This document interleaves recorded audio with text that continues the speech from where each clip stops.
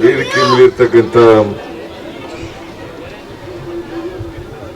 ಎಲ್ಲ ಸಹೋದ್ಯೋಗಿ ಮಿತ್ರರ,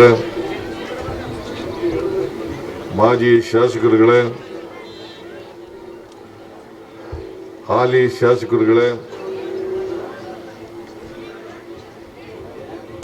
ಇತರ ಎಲ್ಲ ನಮ್ಮ ಪಕ್ಷದ ಮುಖಂಡರುಗಳೇ,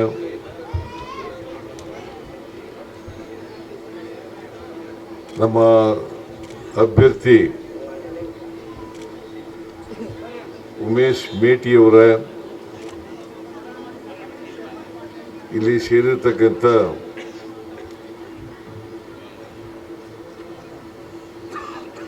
ಎಲ್ಲ ಆತ್ಮೀಯ ಬಂಧುಗಳೇ, ತಾಯಂದಿರೇ, ಎಲ್ಲ ಯುವಕ ಮಿತ್ರರೇ, ಮಾಧ್ಯಮದ ಸ್ನೇಹಿತರೆ, ಈಗಾಗಲೇ ಅನೇಕ ಜನ ಮಂತ್ರಿಗಳು, ಶಾಸಕರು ಮಾತನಾಡಿದ್ದಾರೆ. ಅವರೆಲ್ಲರೂ ಕೂಡ ಮಾತನಾಡಿ ನಮ್ಮ ಅಭ್ಯರ್ಥಿಯಾದಂಥ ಉಮೇಶ್ ಮೇಟಿ ಅವರಿಗೆ ಆಶೀರ್ವಾದ ಮಾಡಿ ವೋಟ್ ಕೊಟ್ಟು ಅವರನ್ನ ವಿಧಾನಸಭೆಗೆ ಕಳಿಸಿಕೊಡ್ಬೇಕು ಅಂತೇಳಿ ಮಾತನಾಡಿದ್ದಾರೆ. ಇದು ಒಂದು ಉಪಚುನಾವಣೆ, ಸಾರ್ವಜನಿಕ ಚುನಾವಣೆ ಅಲ್ಲ.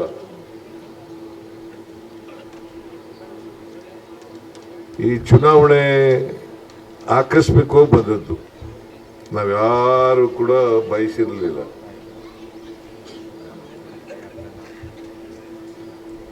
ಮೇಟಿಯವರಿಗೆ ಹೋದ ವಿಧಾನಸಭಾ ಚುನಾವಣೆಯಲ್ಲಿ ನೀವೆಲ್ಲರೂ ಕೂಡ ಅವರನ್ನು ವೋಟ್ ಹಾಕಿ ಆರಿಸಿ ಕಳಿಸಿದ್ರಿ. ಅವರು ಅವಧಿ ಮುಗಿಯೋದಕ್ಕಿಂತ ಮುಂಚಿತವಾಗಿ ಅಕಾಲಿಕ ಮರಣಕ್ಕೆ ತುತ್ತಾದರು. ಅವರು ಖಾಲಿಯಾದದರಿಂದ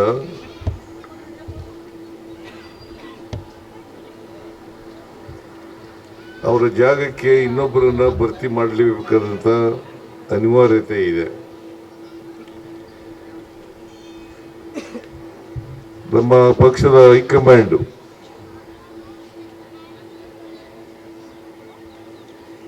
ಅವರ ಕುಟುಂಬ ವರ್ಗದವರಿಗೆ, ಅವರ ಕಿರಿಯ ಪುತ್ರರಾದಂಥ ಉಮೇಶ್ ಮೇಟಿ ಅವರಿಗೆ ಅಭ್ಯರ್ಥಿಯನ್ನಾಗಿ ಆಯ್ಕೆ ಮಾಡಿದೆ. ಹಾಗಾಗಿ ಈ ಚುನಾವಣೆ ನಡೀತಾ ಇದೆ.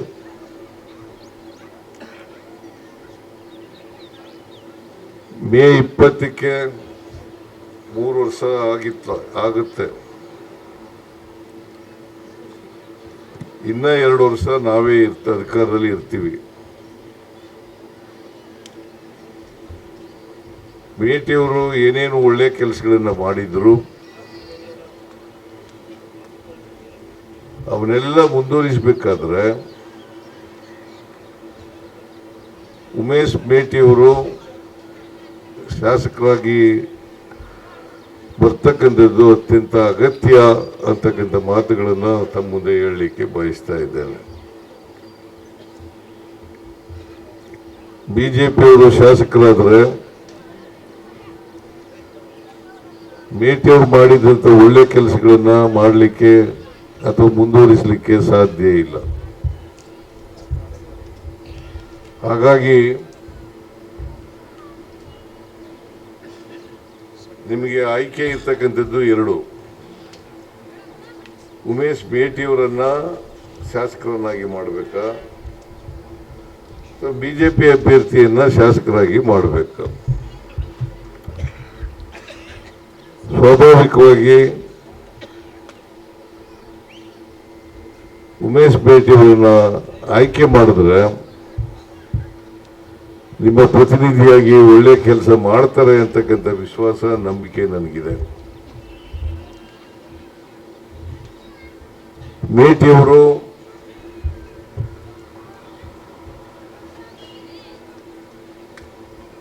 ಸಾವಿರದ 1989ರಿಂದ ಶಾಸಕರಾಗಿದ್ದಾರೆ, ರಾಜಕೀಯದಲ್ಲಿ ಸಕ್ರಿಯವಾಗಿದ್ದಾರೆ.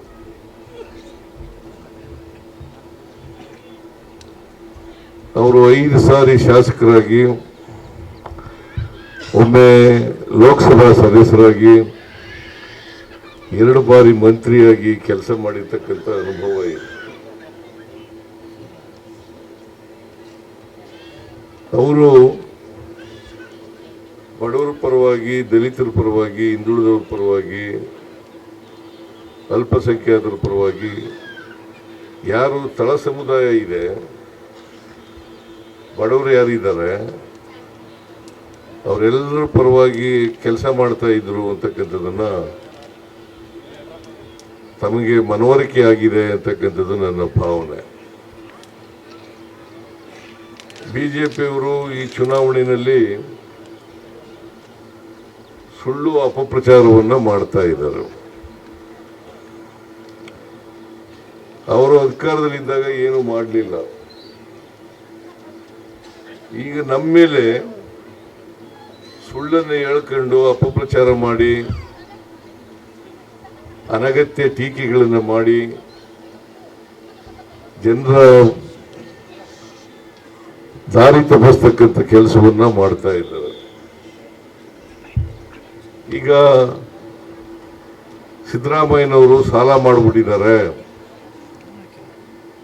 ಈ ರಾಜ್ಯ ಆರ್ಥಿಕವಾಗಿ ದುರ್ಬಲವಾಗಿದೆ, ಆರ್ಥಿಕವಾಗಿ ದಿವಾಳಿ ಆಗ್ತಾ ಇದೆ, ಖಜಾನೆಯಲ್ಲಿ ದುಡ್ಡಿಲ್ಲ, ಅಭಿವೃದ್ಧಿ ಕೆಲಸಗಳೆಲ್ಲ ನಿಂತೋಗಿದ್ದಾವೆ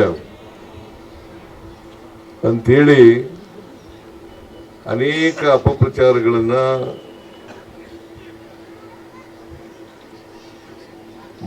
ಮಾಡಿ ಜನರ ಮುಂದೆ ಇಡ್ತಕ್ಕಂಥ ಪ್ರಯತ್ನವನ್ನು ಮಾಡ್ತಾ ಇದ್ದಾರೆ. ಅವೆಲ್ಲವೂ ಕೂಡ ಸುಳ್ಳು, ಚುನಾವಣೆಗೋಸ್ಕರ ಮಾಡ್ತಾ ಇರ್ತಕ್ಕಂಥ ಸುಳ್ಳು ಆರೋಪಗಳು ಅಂತಕ್ಕಂಥದನ್ನ ತಮಗೆ ತಿಳಿಸ್ಲಿಕ್ಕೆ ಬಯಸ್ತಾ ಇದ್ದೇನೆ. ಅವ್ರು ಏನ್ ಮಾಡಿದೀವಿ ಅಂತ ಹೇಳ್ಬೇಕು. 2008ರಿಂದ 2013 ಅಧಿಕಾರದಲ್ಲಿ ಇದ್ರು, 3 ಜನ ಮುಖ್ಯಮಂತ್ರಿಗಳಾಗಿದ್ರು. ಯಡಿಯೂರಪ್ಪನವರು, ಸದಾನಂದ ಗೌಡರು, ಆಮೇಲೆ ಜಗದೀಶ್ ಶೆಟ್ಟರ್.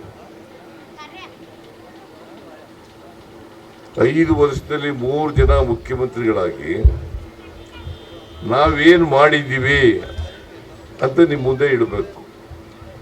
ಈ ಕಾರಣಕ್ಕೋಸ್ಕರ ನಮ್ಗೆ ಓಟ್ ಕೊಡಿ ಅಂತ ಕೇಳಬೇಕು.